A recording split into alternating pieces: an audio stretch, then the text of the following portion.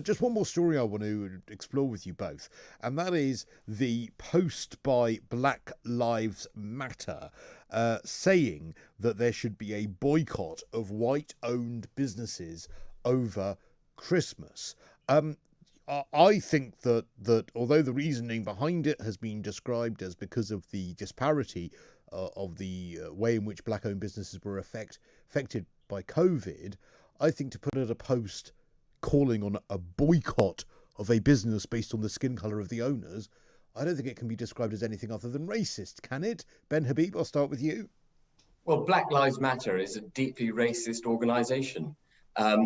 Anyone who champions the value of one life based on skin colour over the value of another life based on skin colour is racist. There's no other way to describe it. And I've been dead against Black Lives Matter. I'm dead against any minority group seeking to promote its agenda at the expense of the majority simply because it happens to be a minority group. The only form of progressive discrimination, which is effectively what Black Lives Matter are promoting in this boycott, the only form of progressive discrimination I feel that is justified to some extent is in order to create social mobility, to give people who are at the bottom of the social ladder, bottom of the economic ladder, as it were, an opportunity to climb up that ladder. And that's what I think government policy, social policy should all be aimed at. All right. This notion that because you're a certain color entitles you to some sort of progressive discrimination in your favor is fundamentally flawed, wrong, divisive, and racist. Ellie Mae, what do you make of that? I mean, that kind of post, it is racist, isn't it? Well, earlier on we were talking about not wanting to live in a two-tiered society. And we also agreed on the importance of statistics. And what Black Lives Matter have said from their foundation is that we do live in a two-tier society where white people experience a very different kind of life to black people. And we have statistics to show that. So we know that, for example, black businesses during the pandemic were twice as likely to close as white businesses.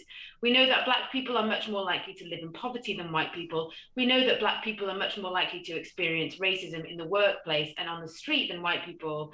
And we know that black people are more likely to experience police harassment than white people. So in this whole range of measures, we can actually measure racism, and we can say that, yes, black people on the whole are experiencing racism as part of their daily lives. But does that justify a post? I'm going to finish my point. So basically, we can measure it. We actually can, as a society, measure this stuff. And we found that we are living in this two-tiered society. And what Black Lives Matter are saying here, they're not saying, let's boycott white businesses. That's exactly what they're saying. Let me finish. What they're saying is they're calling it Black Christmas. And what that means is supporting black businesses, choosing to support black businesses. And, you know, it's a time-honoured tradition in no spending with white companies. No spending with white companies. Let me just be clear that what they're saying, they're not issuing instructions. They are. That's precisely what the post says. Let me finish. They're encouraging their supporters to support black businesses, which they recognise, and we can tell statistically, are more likely to suffer from bankruptcy during the COVID pandemic. So it's a way of using your power as a consumer to support the issues and the things that you care about. It's a tradition for as long as there's been the power to buy things. There's been a tradition of people using their money to support things that they care about. We saw that during apartheid. Yes, I get that point, but it seems bizarre to me that if you want to, the post you would think would say, why don't you spend something in a local black business? Not, that means no spending with white companies from Black Friday until New Year's Day. That isn't saying... Or why not promote spending in businesses which have suffered as a result of the pandemic? All businesses.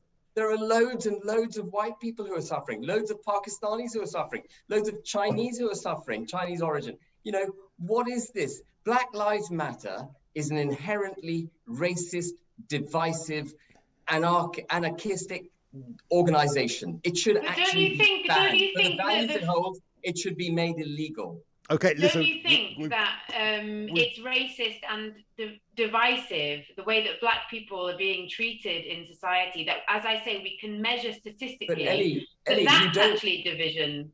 That's the division. Okay, last answer, please, Ben. Last answer, please, Ben. No, I'm sorry, let me respond. What worries me here is that what we have a society that has racism, right? We all agree on that. And what worries me here is that a group of people are effectively being criminalized, are being told that they should be banned from society. And what that would entail is very worrying to me. All right, I get that. We've got to leave it there. I'm so sorry, Ben. I'm not going to have time to let you get your final point in, because we must get to the news headlines, because we let that overrun.